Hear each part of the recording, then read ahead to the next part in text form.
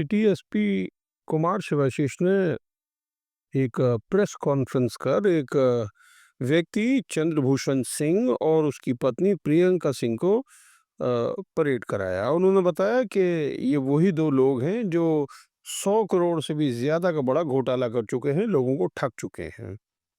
मामला दरअसल ऐसा है कि अ, पिछले 5-7 सालों में ये लोग अपनी कंपनी मैक्सीजोन टच प्राइवेट लिमिटेड के नाम से इन्वेस्टमेंट की लोगों को सीख देते रहे, उनसे अपील करते रहे, उनको समझाते, कोक्स करते रहे, उन्हें बहकाकर इसमें इन्वेस्ट करने कहते रहे। इनका ये कहना था कि इनमें जो भी इन्वेस्टमेंट होगा वो जल्दी ही डबल हो जाएगा, यानी साल भर में या 2 साल में, जो इनका तरीका था, जो इनका मोडस ऑपरेंडी था। इस तरह से बहुत सारे मासूम और बिल्कुल सीधे-साधे साधारण लोग इनकी चपेट में आए, इनकी बातों में, चिकनी-चुपड़ी बातों में फँसकर इसमें अपना ज़िंदगी भर का पैसा लगा दिया। नतीजा ये हुआ कि 100 करोड़ से ज़्यादा का घोटाला कर ये दोनों ही फरार हो गए।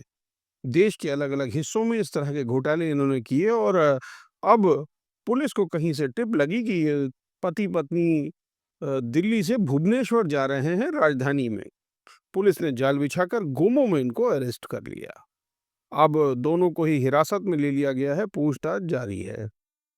यहाँ ये बताना आपको ज़रूरी है कि 2022 से पुलिस इनको खोज रही थी, जब एक टेल्को निवासी महेश्वर बिसरा ने इनके लिए कंप्लेन करी थी कि इन्होंने उनके साथ ठगी करी है और इनका पैसा डबल करने के नाम पर चंपत हो गए हैं पैसा लेकर।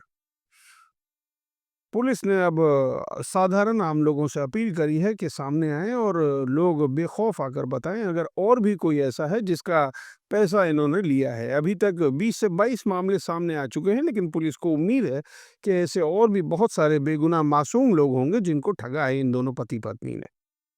आइए दिखाते हैं क्या बताया सिटी एसपी कुमार शिवाशीष ने।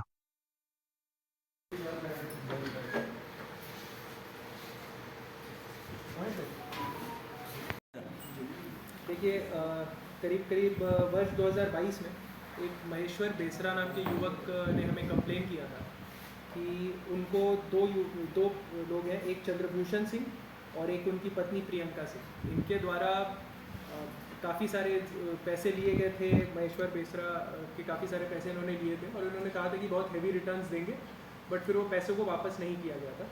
इसके संबंध में केस हुआ था 74/22 साक्षी थाना में, बट इसमें हमें ये कपल कभी मिला नहीं था। उनको फरार दिखाते हुए हमने चार्जशीट किया था।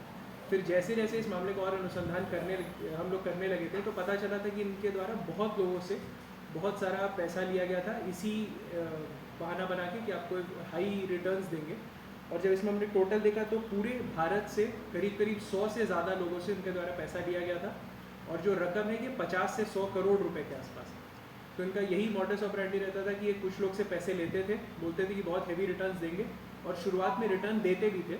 जो पैसा इकट्ठा करते तो उसी से कुछ पैसा दे देते थे रिटर्न करके, और उसके कारण और लोग इनके जाल में फंसते रहे। तो ऐसा टोटल करके all across India over 100 people were compromised in this matter, and the total जो उनका जितना का फ्रॉड किया गया था वो 50 to 100 करोड़ के बीच का था।